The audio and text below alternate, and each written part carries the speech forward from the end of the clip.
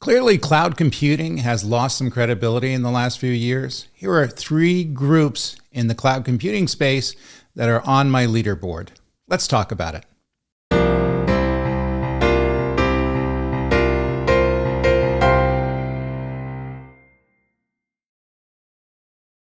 Welcome to the Cloud Computing Insider. This channel explores the ins and outs of cloud computing without an agenda or following to the narrative set by big tech marketing. We look at what works and what does not, and the actual value of this technology in a balanced and information-forward way. If that interests you, please subscribe, like, and comment.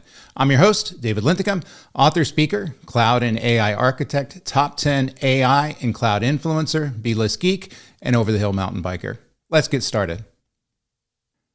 So I think this is kind of a fun topic. I'll try to make it as short as I can make it. But people have mentioned to me that they don't see a lot of credibility in the cloud computing space, and particularly around these three groups that we're going to mention in this video. And so what occurred is they got bad information over the last 10, 15 years, and they acted on that bad information and ended up getting burned. And so the people who provided that information are having a credibility crisis in the cloud computing space. Let's talk about three of them. So the first, and I pick on these guys a lot, big consulting firms selling tech instead of solutions. So for years, big consulting firms have flaunted titles like Partner of the Year from major cloud providers, presenting themselves as trusted experts. In truth, these accolades reflected their success in selling vendor products, not delivering actual client value. Hidden behind polished presentations were lucrative finder fees and kickbacks from technology partnerships, incentivizing consultants to push specific solutions regardless of the fit. So clients lured by supposed expertise often ended up locked into costly overengineered platforms optimized for vendor sales quotas, not business outcomes. And the failed migrations occurred and ballooned up costs piled up. Enterprises recognized that the conflict of interest is at play.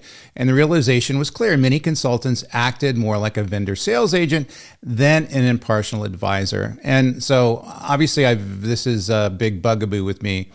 When I do see, these press releases and these posts on social media about, some big consulting firm getting Partner of the Year, that tells me that they were able to get Partner of the Year because they were able to facilitate the sales of that particular technology within the client base of that consulting firm.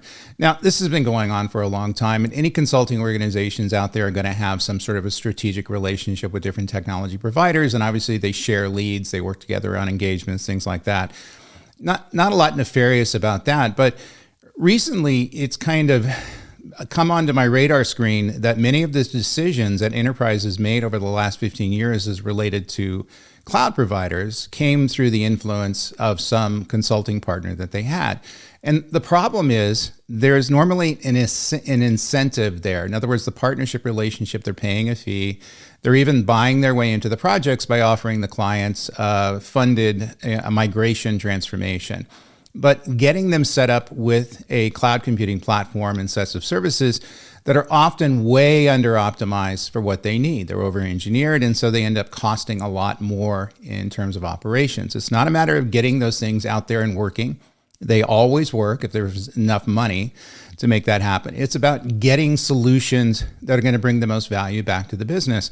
And so if you have a bias there, in other words, you're acting as an agent for a technology provider and you're supposed to be a trusted advisor, that's a bit of a problem because you're acting as a sales agent mostly, and you're pushing somebody's technology, not necessarily the suite of technology, the configuration of technology. It's going to bring the most value back to the business, and that should be the objective there.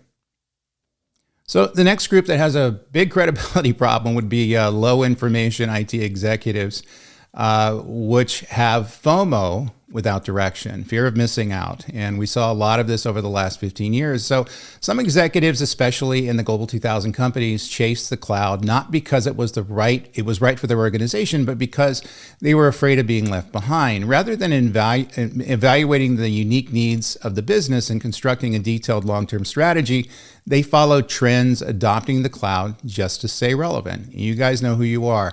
So ultimately, the lack of planning and strategic thinking backfired spectacularly. They focused on quick wins, oversimplified the challenges, and failed to manage critical aspects of the cloud migration, such as cost control, governance, or aligning IT goals with specific business outcomes.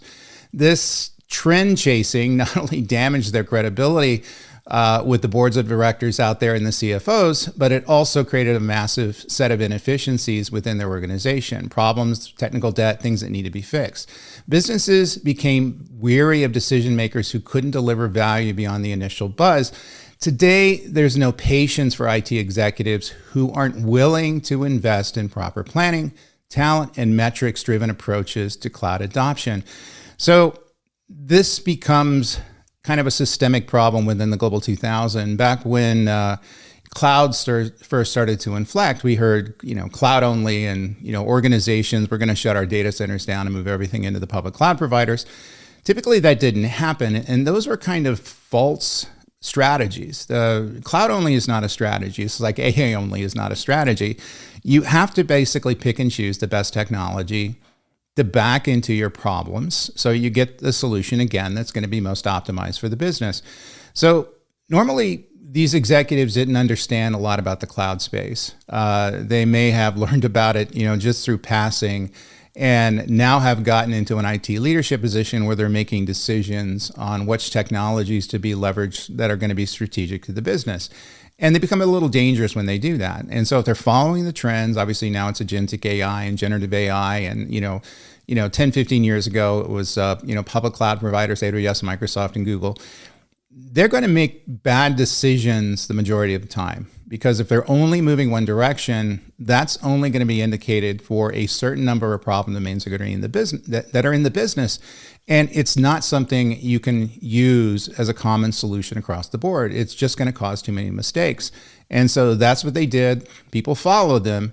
And now today we're cleaning up the mess, repatriations, modernizations of infrastructure, refactoring stuff and removing some of the technical debt that was built up as these types of executives made very poor, very disingenuous decisions.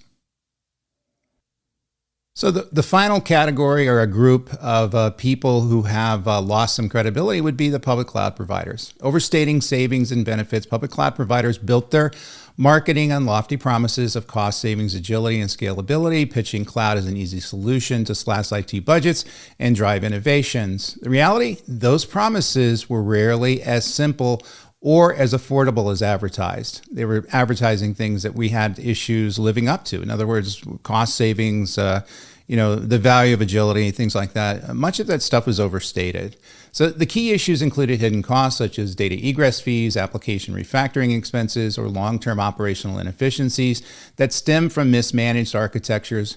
Providers also glossed over the complexity of fully leveraging the cloud, creating an illusion that businesses could effortlessly lift and shift operations without needing specialized expertise or significant changes to existing processes. So many customers found themselves locked into proprietary ecosystems that limited flexibility, while costs spiraled beyond what they would have spent on traditional systems. Those exaggerated claims have made businesses cautious and skeptical of any promises that public cloud vendors are making today. Nobody wants to hear empty guarantees of savings anymore. They want transparency, flexibility, and a clear roadmap to value.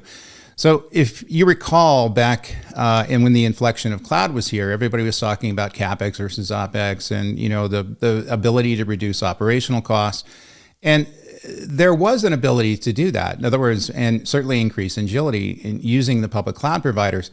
But the application was so overly applied, as we talked about earlier, typically by the low information executives that are out there, that in many cases they were making mistakes. And so, picking up 10,000 applications, which I've done in my career, and move them into a public cloud provider like AWS is almost never going to be a blanket solution that's going to optimize those applications. Many of them shouldn't be moved. Many of the data systems shouldn't be moved. You still need to maintain localized control over them.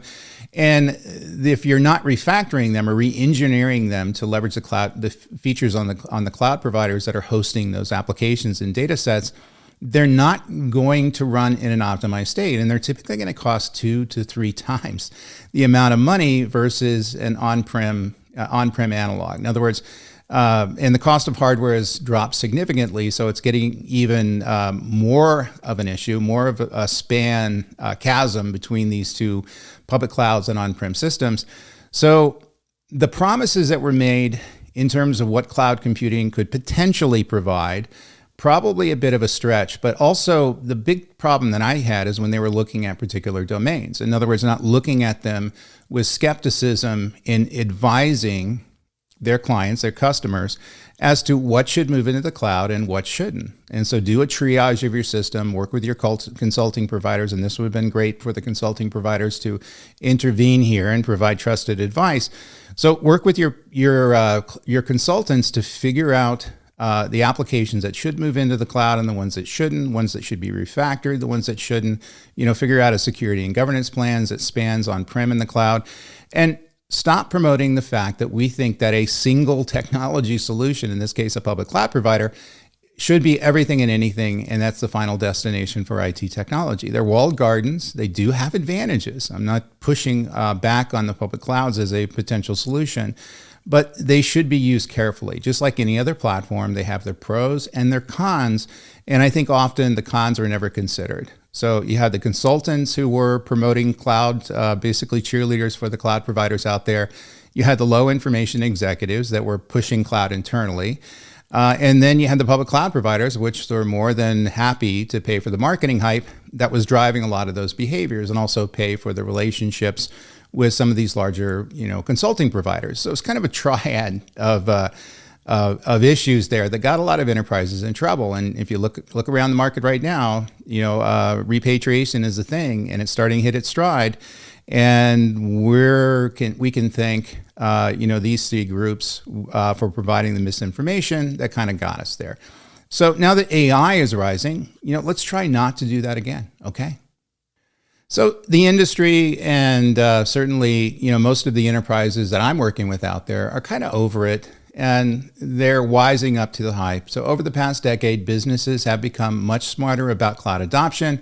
The days of blind trust in big consulting firms, flashy public cloud vendors, or undisciplined IT leaderships are gone. Organizations are questioning every promise and demanding practical, measurable results. Consulting firms need to prove value by focusing on tailored solutions and driving true outcomes for their clients, not forcing generic frameworks into unique situations. Public cloud vendors must shift from over-the-top sales pitches to transparency about the benefits and risks, helping customers make informed, realistic decisions. IT executives need to stop chasing trends and focus on aligning their technology strategies with actual business goals, showing discipline, accountability, and vision. So it's an easy solution to this. We have to be much more skeptical and much more thoughtful in how we're analyzing any potential technology solution, inclusive of cloud. Because at the end of the day, the enterprises are making those decisions. They're allocating the money. They're buying the cloud services. They're hiring the consulting firms. They're hiring the executives who are, selling themselves as, change agents, and ultimately end up being, somebody who can just push a particular trendy technology topic. Those days need to be over. And certainly as we move into AI, I'm seeing many of the same patterns that are starting to emerge. You're seeing partners of the year consulting firms that are, getting around and cheerleading the use of AI. And I understand why they're doing that, because they're going to make a lot of money around developing and designing AI systems for their enterprise clients. I was in that game for a long period of time. But I think we need to do this now with a bit of a heart of a teacher, not the heart of a salesperson kind of mentality, quote Dave Ramsey. So your ability to look at these problem domains with an analytical eye, figure out the metrics that are going to define success, and do the heavy lifting you need to do to architect the solutions that are going to, again, bring the most value back to the business. That's all I'm asking. So just a final thought, can they regain credibility? It's not impossible for these three groups to rebuild their trust, but the bar is much higher now. The cloud computing space has matured, and businesses won't tolerate vague promises oversimplifications, or sales-first strategies anymore. To stay relevant, these players will have to deliver real solutions and lasting value and provide pragmatic advice.